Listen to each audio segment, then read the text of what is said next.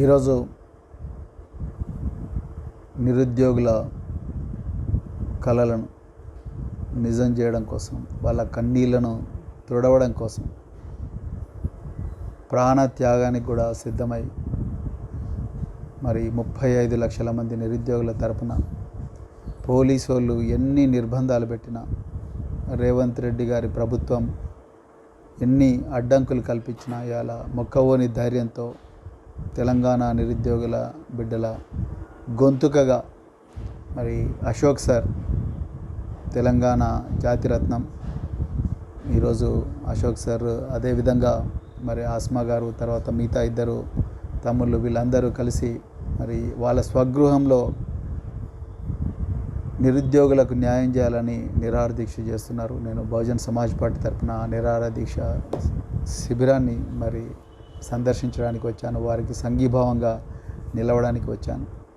నిజానికి అశోక్ సార్ మరియు ఆస్మా గారు ఇంకా మిగతా ఇద్దరు నిరుద్యోగ నాయకులు వీళ్ళందరూ చేస్తున్న డిమాండ్లు చాలా న్యాయమైన డిమాండ్లు.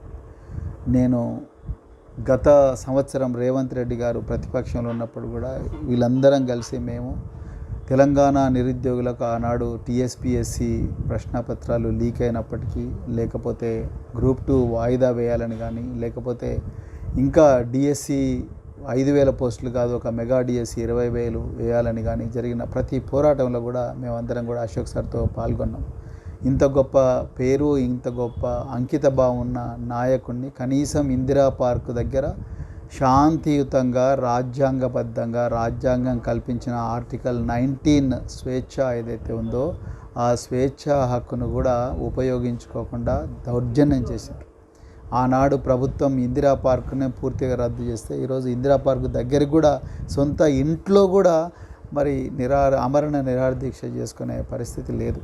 మరి అంతకన్నా ఘోరంగా రేవంత్ రెడ్డి ప్రభుత్వం దౌర్జన్యంగా వ్యవహరిస్తున్నది. ఎంత ఘోరమయ్యా అంటే ఈ అపార్ట్మెంట్ అసోసియేషన్ వాళ్ళని కూడా వీళ్ళని ఇంటి నుంచి బహిష్కరించండి, అపార్ట్మెంట్ నుంచి బహిష్కరించండి అన్న స్థాయిలో ఇలా నిర్బంధం ఉందంటే మరి ఎక్కడ పోతున్నాం మనం? వచ్చి 3 నెలలు కూడా కాలే. ఆశ్చర్యకరమైన విషయం ఏంటంటే ఈ నిరుద్యోగులు, ఇక్కడ వెనుకున్న నిరుద్యోగులు, ఇక్కడ ఈ నిరుద్యోగులు వీళ్ళందరూ కూడా కాంగ్రెస్ పార్టీ కండువాలు వేసుకొని రకరకాల విద్యాలయాల నుంచి బస్సులు వేసుకొని కాంగ్రెస్ పార్టీని గెలిపించండి అని తెలంగాణ అంతా యాత్ర చేసిండ్రు. 107 నియోజకవర్గాలు యాత్ర చేసిండ్రు వీళ్ళు. ఆ కాంగ్రెస్ పార్టీ ఇవాళ అధికారంలోకి వచ్చి వీళ్ళ ప్రజాస్వామ్య హక్కులను కాలరాస్తున్నది.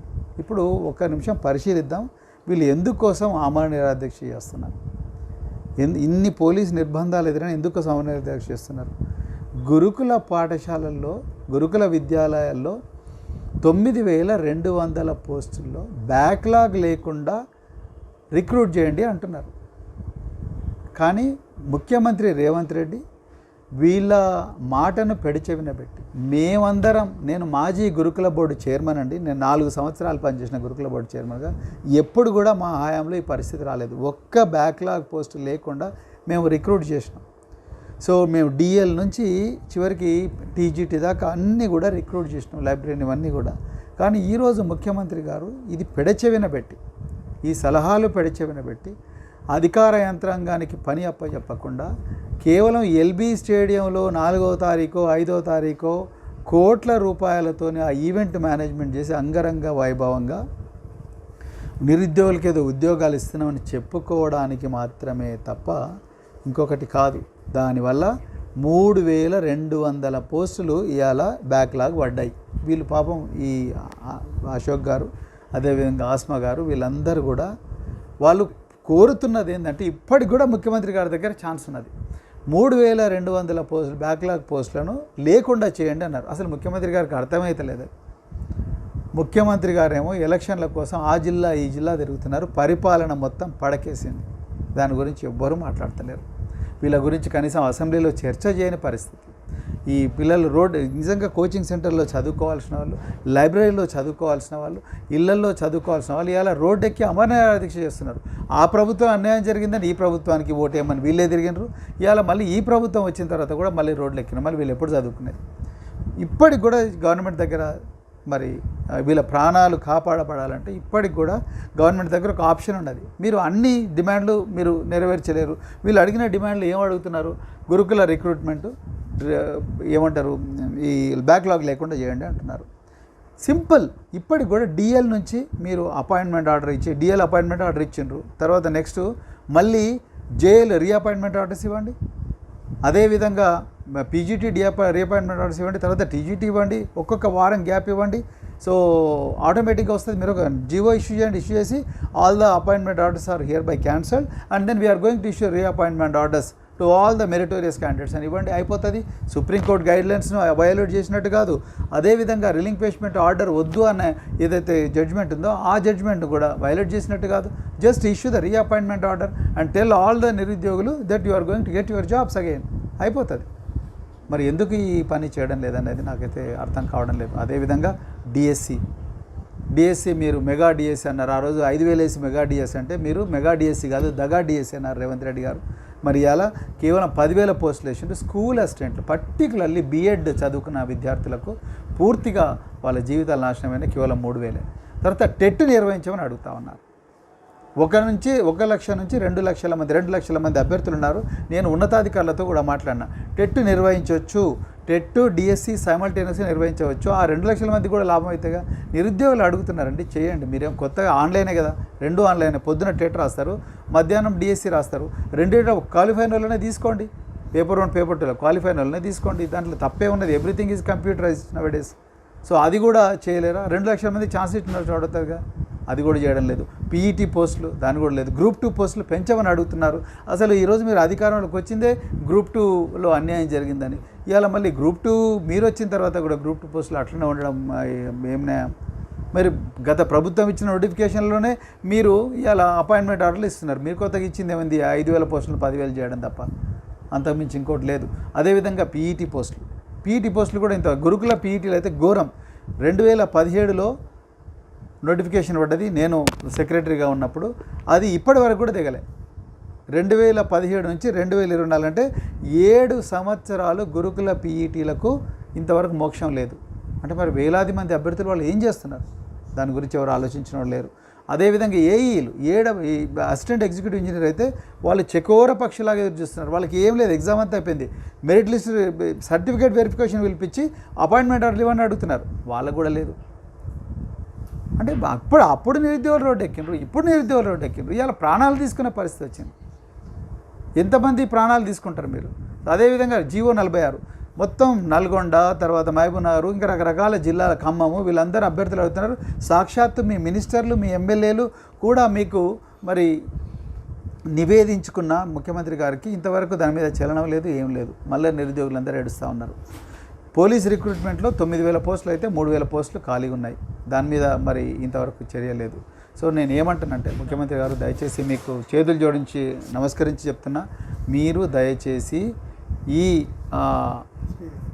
మన అన్న కృష్ణ రావే, సో ఈ పెద్దలు కృష్ణ గారు కూడా వచ్చారు. సో నాదొక్కటే రిక్వెస్ట్, ఈ మేధావుల ప్రాణాలు తీయకండి. ఆనాడు మీ రియాజ్ గారు, మరి ప్రొఫెసర్ కోదండరామ్ గారు ఎక్కడ వెండి రియాలా? మరి రియాజ్ గారు మీరు ఎందుకు నోరెత్తలేరు? డాక్టర్ రియాజ్ ఎందుకు? ప్రొఫెసర్ కోదండరామ్ మరి ఎందుకు? అంటే రేవంత్ రెడ్డి గారు ఎమ్మెల్సీ ఇస్తారనా ఏంటి? అసలు మీరు కూడా రావాలి, మీరు కూడా వచ్చి కూర్చోవాలి, మీరు కూడా వచ్చి సంఘీభావం అదే. ఎందుకంటే లేకపోతే తెలంగాణ ప్రజలకు మరి మన మీద అనుమానాలు వస్తాయి. దయచేసి మీరు కూడా రండి, మీరు కూడా రేవంత్ రెడ్డి గారి దగ్గర పోయి వీళ్ళ సమస్యను పరిష్కరించాలి. ఇవన్నీ కూడా చాలా ఈజీ ప్రాబ్లమ్స్ టు సాల్వ్. వీళ్ళు ఏమీ అడుగుతలేరు. ఎక్కడ ధ్వంసం లేదు, హింసం లేదు, ఏం లేదు. వీళ్ళు ప్రశాంతంగా వాళ్ళ స్వగృహాల్లో చేసుకుంటా ఉన్నారు. కానీ వీళ్ళ ప్రాణాలు చాలా విలువైనవి. వీళ్ళ ప్రాణాలకు ఏమైనా ప్రమాదం అయితే రాష్ట్రం అంతా అగ్నిగుండం అవుతుంది. మీరు ఏదో ఈజీగా తీసుకుంటున్నారు, కానీ అంత ఈజీ కాదు. అందుకొరకు దయచేసి నిరుద్యోగుల మీద ఏమాత్రం దయ, కనికరం, ప్రేమ, జాలి ఏమున్నా కూడా అర్జెంటుగా, వీళ్ళందరూ మన తెలంగాణ బిడ్డలే, వీళ్ళందరూ కూడా మరి తెలంగాణ బిడ్డలే కాబట్టి వీళ్ళందరికీ న్యాయం చేయాల్సిన అవసరం ఉన్నది. ఇవన్నీ కూడా ఏమాత్రం ఎక్కడ కూడా మీకు పైసా ఖర్చు కాదు ముఖ్యమంత్రి గారు, కేవలం అడ్మినిస్ట్రేటివ్ డెసిషన్స్. మీరు అధికారం పిలిపించి నాకు దీనికి సొల్యూషన్ ఇవ్వండి, లేకపోతే వీళ్ళ ప్రాణాలు పోయే ప్రమాదం ఉన్నది, రేపు మా పార్టీ రోడ్డు మీద తిరిగే పరిస్థితి లేదు అనే పరిస్థితి మీరు చెప్పండి. 2 నిమిషాలు అధికారులు సొల్యూషన్ తీసుకొని వస్తారు. అందుకొరకు మరి నేను తెలంగాణ ప్రజలందరికీ కూడా మరొకసారి మరి నమస్కరించి చెప్తున్నా, ఈ అశోక్ సారు తర్వాత తెలంగాణలోని నిరుద్యోగులు వేలాది మంది చేస్తున్న ఏవైతే దీక్షలు ఉన్నాయో వాటికి సంఘీభావంగా మీరందరూ కూడా వాళ్ళతో మమేకం కావాలి, వీళ్ళందరి ప్రాణాలు దక్కించుకోవాలని చెప్పి నేను కోరుకుంటున్నాను. ఇంతవరకు 3 రోజుల నుంచి చేస్తున్నారు. కనీసం ఒక డాక్టర్ను డిఎంఎడ్హెచ్ఓనో లేకపోతే ఒక డాక్టర్ను కూడా పంపించి వాళ్ళ ఆరోగ్యాన్ని పరీక్షించలేని ఘోరమైన పరిస్థితి తెలంగాణ. వీళ్ళేమన్నా వేరే దేశాల నుంచి వచ్చిండ్రా? వీళ్ళేమన్నా శత్రు దేశాలా? వీళ్ళు మన తెలంగాణ మట్టి బిడ్డలు, తెలంగాణ పిల్లల కోసం చేస్తున్నారు. ఆయన కూడా వీళ్ళ గురించి ఎవ్వరు కూడా ఆలోచించడం లేదు. ప్రభుత్వం పట్టినట్టుగా ఉంది. వీళ్ళు ఏదో విధ్వంసకులుగా చూస్తున్నది. సో ఆ పరిస్థితి రాకూడదు అని చెప్పేసి మరి కోరుకుంటూ మరొకసారి ముఖ్యమంత్రి గారికి నేను డిమాండ్ చేస్తున్న బహుజన్ సమాజ్ పార్టీ తరపు నుంచి వీళ్ళందరికీ న్యాయం జరగాలి, తెలంగాణలో నిరుద్యోగులకు న్యాయం జరగాలి. వీళ్ళ డిమాండ్లు అన్నీ కూడా న్యాయబద్ధమైనవే. ఈ డిమాండ్లన్నీ కూడా తీర్చేదాకా మరి మేము సంఘీభావం తెలుపుతూనే ఉంటాం. వీళ్ళ తరపున మేము కూడా జిల్లాల్లో తప్పకుండా వీళ్ళ కోసం మరి సంఘీభావంగా పోరాటం కూడా చేస్తామని చెప్తూ మరి అశోక్ గారికి మరొకసారి చెప్తున్నా, మీలాంటి మేధావులు తప్పనిసరిగా సజీవంగా ఉండాలి. మీలాంటి వాళ్ళు ఉంటేనే ఈ తెలంగాణ నిరుద్యోగులకు మరి ఒక దారి దొరుకుతుంది, మార్గదర్శి మీరు. అందుకొరకు మీ తరపున మేము కూడా మళ్ళీ ప్రభుత్వంతో మాట్లాడతామని చెప్తూ మరొకసారి హృదయపూర్వక ధన్యవాదాలు చెప్తూ తెలంగాణ ప్రజలకు నమస్కారం. జై భీమ్, జై బహుజన్ తెలంగాణ.